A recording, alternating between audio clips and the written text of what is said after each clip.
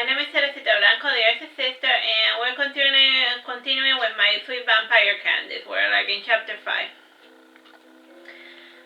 Candice Herrera wants some cake. When she handed a piece to Anya, she was looking at something in her phone with a tense look. She looked startled when Candice handed a piece of cake to her. Candice asked, "What's the matter?" "Nothing. Well, the last one died. The last one has died," said Anya anonymously. "The last one of them," said Marlow. "Yes, we should hurry up just to be safe," said Anya. She gestured to Father Cervantes, who came in a hurry. The last of them has baked the dust." "How long ago?" asked Father Cervantes, concerned. "The obituary was posted a week ago," said Anya. "We better hurry then," said Father Cervantes. Candice hesitated. She looked at her father, Marlow, and then at her grandmother. Marlow said, "Here's some money. Follow your grandmother and see with your own eyes the nature of this sordid affair. The last one of them has died, so knowing the truth is not going to make much of a difference anymore." Candice followed Anya and Father Cervantes. The party left on a car and then back to the train station they went. While on the train, Anya finally noticed that Candice was there. Frowning, she said, "What are you doing here?" "Well, I saw you leaving," said Candice, who was bored, said Father Cervantes. He handed Candice a Bible. "Here. Why don't you do something useful and read this book, and every time you finish a page, eat it." What? What? Do I have to ask Candice? "If you don't, then you're going to have to stay on the train," said Anya. Candice started reading the small book. The book was quite familiar to her. It was Apocalypse. After reading the first page, she took a small piece of the paper and she ate it. Due to her barbaric nature, it burned as it went down her throat. The more she ate, the less it burned, and slowly she became cleansed of all of her impurity. As she got to the book cover, when she bit it down, she found it sweet. In her stomach, the book was transmuted into the sacred blood. Candice said to Father Cervantes, "Wow, that's a neat trick." "And you thought that all I could do was heal bunions," said Father Cervantes, laughing. The train ride took 4 days. During that time, Father Cervantes tortured Candice with a fresh dose of catechism. By the time the train ride ended, Candice had deeply regretted her decision to tag along. She looked at the train station and then to her grandmother. The trio took a taxi, and from there they headed to a small private airfield. Candice frowned when she noticed the size of the small plane. Anya smiled and she said, "Not too late for you to go back home." Candice, in the end, took the taxi back to the train station, and then she returned home. Anya and Father Cervantes breathing a sigh of relief. The two left the airfield and took a different cab. They weren't getting on the plane, they were just messing with her. Along the way, the cab stopped at a traffic light. It so happened that Candice's cab was also waiting there. Candice got out from her own cab and she had a mini tantrum. In the end, Anya and Father Cervantes were forced to take Candice with them. After a short ride, they went to the local cemetery. Candice looked at the letters about the cemetery and she could not make out what they said. The cemetery had the graves above the ground. When they were above ground, they were above ground because it was impossible to dig 6 feet under. Anya read through the headstone and she eventually found the one she was looking for. Based on the granite, it was quite new. Candice drew nearer towards the headstone to read the name. Before she could read the name properly, Anya smashed the name with her fist. Candice chuckling said, "Grandma, I did not know you had it in you to break solid stone." It is all thanks to my water aerobic classes," said Anya, laughing. Father Cervantes saying, "Can we move this along?" Anya placed her hand at the edge of the gravestone and she pulled the top stone lid open. Candice frowned when she noticed the rotting corpse full of maggots with parts of the bones exposed. Candice asked, "How did those maggots get inside?"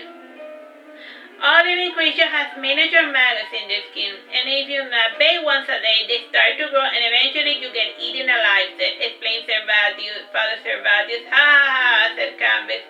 "That is just as far-fetched as your reason as to why I must be married to sleep with a man." "How about the young men you slept with stayed with you?" asked Father Cervantes. "No," said Candice sadly. "If they only love you for your body, they will leave you as soon as the next exciting thing comes along," said Anya. There was an uncomfortable silence for a bit. The cemetery looked especially creepy with the low-lying willow trees, the cold breeze, and the moon up high.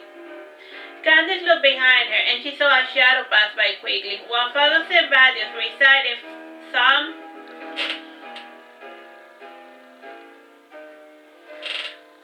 recited Psalm 23, Candice found herself looking behind her shoulder from time to time. Whenever there was any prayer involved, she recited mechanically, with her perseveration honed from decades of repetition. At the end of the psalm, Anya brought out some nails, which she hammered into the hands and feet of the corpse. Father Servatius said, "We should decapitate him to be safe." Anya decapitated the corpse using a sharper cleaver. Father Servatius then brought out some garlic to stuff inside the facial orifice of the corpse. Before doing this, he took care to put on gloves. Candice said, "I heard that if you desecrate a corpse, you turn into a ghoul." "A ghoul like this?" said Father Servatius, making a weird smile. "I don't get the reference," said Candice. "Yeah, me neither, Father," said Anya. "Don't you watch old horror movies?" asked Father Servatius. "Nah, I prefer musicals," said Candice. While they jabbered about the musical, the corpse started to whistle and twist and curl, trying to get up. Eventually it stopped, and a weird yellowish smoke escaped the mouth. Anya smelled it, and then she got it inside a small jar. Smiling, she said to Candice, "This is his Tibonage. Apparently the old bugger has some free will left in him. If we do not get rid of it, he will pull a poltergeist on us." "Pull a poltergeist?" asked Candice. "Never heard that phrase before." Anya then took a small piece of the bone and she placed it inside a small bottle. Father Servatius then brought out a bottle of whiskey, and then he threw it over the corpse, and then he lighted it up with a match. Anya then closed the lid, but left it somewhat ajar so that the fire would keep burning. Anya said to Father Servatius, "I do not know what you have. I did not know you had one of those cliché whiskey bottles." "Never leave home without it," said Father Servatius, putting it away. In addition to this, they painted words in the cobblestones around the gravestone. When the fire finally died out, they finished closing the lid on the subject. With this concluded, they went back to the taxi that was waiting for them to return. The fellow had left the meter running, and he got paid for that amount, and then some due to the hassle and the emotional scarring of being left alone in a spooky graveyard in the middle of the night. On the drive back, the taxi driver was complaining about all the weird things he had seen while waiting. He had seen an owl fly low, a creepy shadow passing by, a lady in white appearing and disappearing, and even an alien spaceship. Candice had been there and had not seen anything of the like, and so she laughed at his nonsense. By now it was early morning. Father Servatius was yawning and a bit hungry. They ate at a random restaurant, and the fellows kept staring at Father Servatius. The father smiled to himself knowingly as he stoically ignored their looks. Candice, on the other hand, found the human's reaction to their father rather creepy. While they ate, Anya had gone to a random shop and had bought a balloon. She tied the small bottle to the end of the balloon with a note. The note had two sides. On one side it read, "To God, please do not let this bastard reincarnate and keep him where he deserves to be." The other side of the note read, "To aliens, please drop this in a black hole or near the vicinity of a star that is about to go supernova, or even an abandoned asteroid."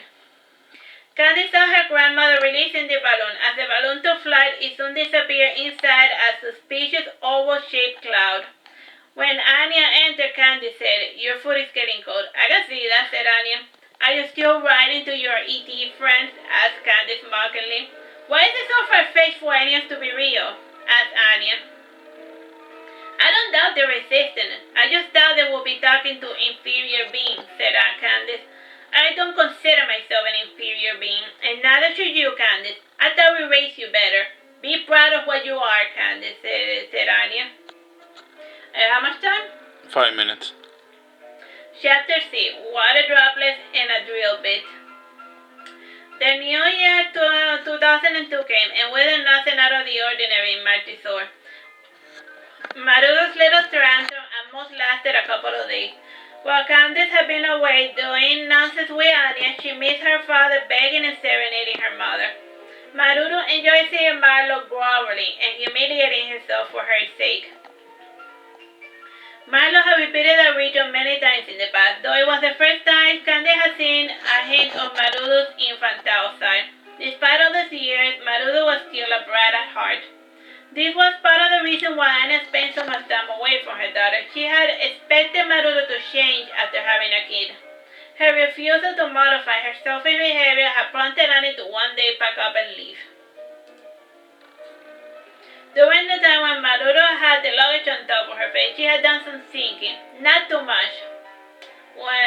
When even her daughter could not put up with her, Maruru truly started to consider if maybe, just maybe, she was a bad person. There was a change starting to happen inside her. When it came time for Candice to return to the state, Maruru said to her daughter, "Take care of yourself." "That's it?" asked Candice. "You're supposed to say goodbye, mother," retorted Maruru. Candice saw and kissed her mother on the cheek. Otherwise, she was a bit bemused. Even Marlow commented on it while on the train. He said to Anya, "Do you think Maruru's alright?" "It was bound to happen sooner or later," said Anya. "What was bound to happen?" asked Marlow, concerned. "You're a big man. Figure it out yourself," said Anya. Marlow was thoughtful all the while he was on the train. When it came time to board the jet, he said to Candice, "I think I'm going to return to see Maruru's alright." "You don't have to hurry yourself back," said Anya. "The bride might be getting a little lonely. Who knows? You might get lucky." "If I wanted to get lucky, I would not have married your daughter, Candice," said Marlow to Anya. While Candice was on the plane with her grandmother, she asked her, "Why did you change your name to Anya?" "'Cause if there were multiple folks with the same name in the same family, things might get confusing. I knew that Maruru wanted to name her first daughter after me to force me to return her home. And you know what? It worked," said Anya. "After we were forced to break ties with our human side of our family, Maruru got stressed and she had all sorts of abandonment issues. She went from having a big family to just being us." "You were married to a human, Grandma?" asked Candice. "I was. I wanted normal things and normal stuff when I was your age, but the years passed and the humans could not accept what I was and your mother's true nature. They were jealous of our wealth and our youth, and to keep your mother safe, I left them with all the stuff to see them fight over one another over it. We run around a bit, and eventually we settled in Martisor, which is a safe haven for misfits like us, who turn their backs on the world," explained Anya. "Whoa, how come I'm just hearing about it?" asked Candice. "Well, while you were in the bathroom, I drank a lot of moonshine at the bar, and now this is my third whiskey, so there you have it," explained Anya cordially.